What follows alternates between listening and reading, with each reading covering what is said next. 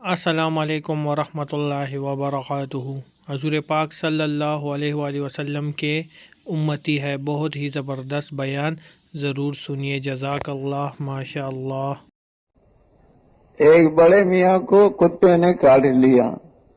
جب وہ گھر آیا کہا کہ بھئی مجھے تو کتے نے کاٹا، تو اس کی ناسمجھ چھوٹی سی بیٹی تھی، کہا بابا آپ کے بھی تو دانت تھے، آپ بھی اس کو کاٹ لیتے۔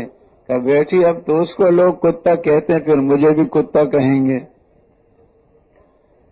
تو وہ تو اسلام اور مسلمانوں کے بارے میں کیا جذبات رکھتے ہیں وہ جانے، ان کا اللہ جانے۔ ہم حضور صلی اللہ علیہ وسلم کی امت میں ہونے کی وجہ سے جیسے سرکار دو عالم کے دل میں ان کی ہدایت کی حرص تھی، آرزو تھی، تمنا تھی، اور یہ بدبخت ان کے خون کے پیاسے ہوتے تھے، اور حضور صلی اللہ علیہ وسلم دن رات ان کی ہدایت کے بارے میں سوچتے تھے، قربانیاں دیتے تھے، ان کو دعوت دیتے تھے۔ تو ان کے بارے میں بھی ہمارے دل میں یہ آرزو اور تمنا ہو، اور پھر یہ جو 150 کروڑ تقریباً اپنے آپ کو مسلمان کہتے ہیں، یہ سارے 100% اللہ کے احکامات کو حضور صلی اللہ علیہ وسلم کے طریقے کے مطابق پورا کرنے والے بن جائیں، یہ ہمارے دل کے اندر ایک آرزو ہو، تمنا ہو، اور اس کے لیے آخری درجے تک کی کوشش ہو، محنت ہو۔ سمجھ گئے؟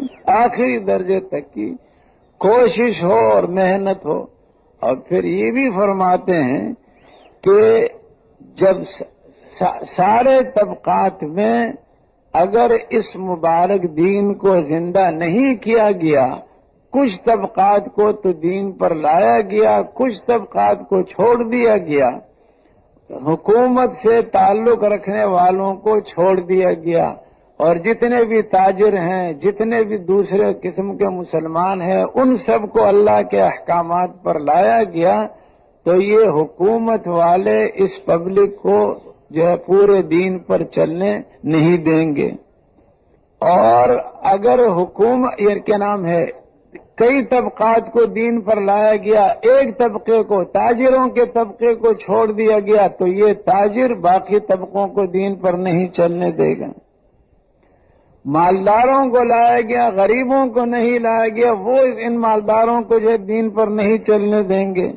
ایک آدمی سے کسی نے کہا تیرے کباب بڑے لذیذ ہوتے ہیں، تو کیا اس میں ڈالتا ہے؟ اس نے کہا کیوں لذیذ نہ ہو، میں صبح صبح فجر کی اذان سے پہلے وہاں جو مذبح ہے جہاں قصائی جانور ذبح کرتے ہیں، وہاں اپنے ساتھ ایک تھیلا لے جاتا ہوں، اور جب کوئی قصائی جانور ذبح کرنے لگتا ہے تو اس کے وہ خون کے جو زور سے دھار نکلتی ہے، میں اس سے وہ تھیلا بھر کے لے آتا ہوں، تازہ خون میں قیمہ گونتا ہوں، اس لیے کباب مزیدار ہوتے ہیں۔ یہ تو کباب والے نے کہا، سمجھ گئے؟ اگر سارے طبقات کو دین پر لایا گیا، پولیس والوں کو نہیں لایا گیا، تو یہ پولیس والے دین پر نہیں چلنے دیں گے۔ تو اسی طرح سارے طبقات کو دین پر لانے کی ضرورت ہے۔ مردوں کو لایا گیا، عورتوں کو نہیں لایا گیا، تو عورتیں دین پر نہیں چلنے دیں گی۔ 20 افراد ہیں ایک گھرانے میں، مرد بھی ہیں عورتیں بھی ہیں، سب دیندار ہیں، 18 مرد عورتیں دیندار ہیں، 2 دنیا دار ہیں۔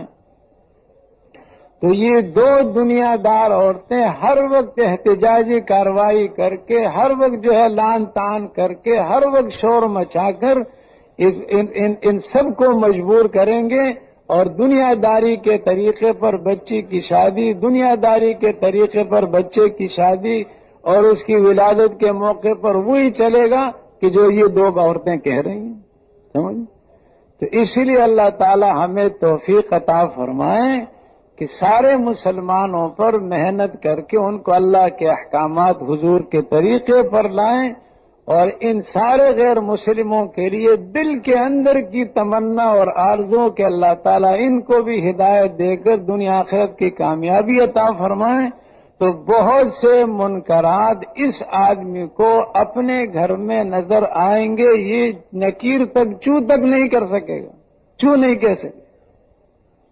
اگر گھر والوں پر محنت نہ ہوئی تو، اور پھر عورت تو جو ہے کیا نام ہے اس کا دل نرم ہوتا ہے، اس کے دل میں خیر کو بھی بہت جلدی قبول کرنے کا مادہ اور شر کو بھی جلدی قبول کرنے کا مادہ ہے، اس لیے عورتوں پر بھی محنت کی ضرورت ہے۔ تو میرے بھائیوں بزرگوں، جس طرح ہم نے مولانا صاحب کی یہ پیاری کارگزاری سنی، جس میں انہوں نے یہی بتایا ہوا ہے کہ ہم حضور پاک صلی اللہ علیہ وسلم کے امتی ہے، جس طرح ہم لوگ بندوں پر محنت کرتے ہیں تبلیغ کے لیے، اسی طرح ہمیں عورتوں پر بھی محنت کرنے چاہیے، مستورات کی بھی جماعتیں نکلنی چاہیے۔ اس بیان میں سب کچھ ڈیٹیل کے ساتھ بتایا ہوا ہے، تو ہمیں چاہیے کہ ہم اپنے تبلیغ کا کام بڑھ چڑھ کر کریں، اس میں ہماری ہی آخرت کی بھلائی ہے۔ باقی یہ دنیا فانی ہے، آپ لوگ سب سمجھدار ہیں، کوئی بچے نہیں، تو اس سے اچھا ہے کہ ہم دین کا کام بڑھ چڑھ کر کریں، اس میں ہماری ہی بھلائی ہے آخرت کی۔ تو اگر آپ لوگوں کو یہ بیان اچھا لگا ہے تو اس بیان کو لائک سبسکرائب کیجئے اور بیل آئیکن پہ کلک کیجئے تاکہ نیو بیانات آپ لوگوں کو بر وقت مل سکے۔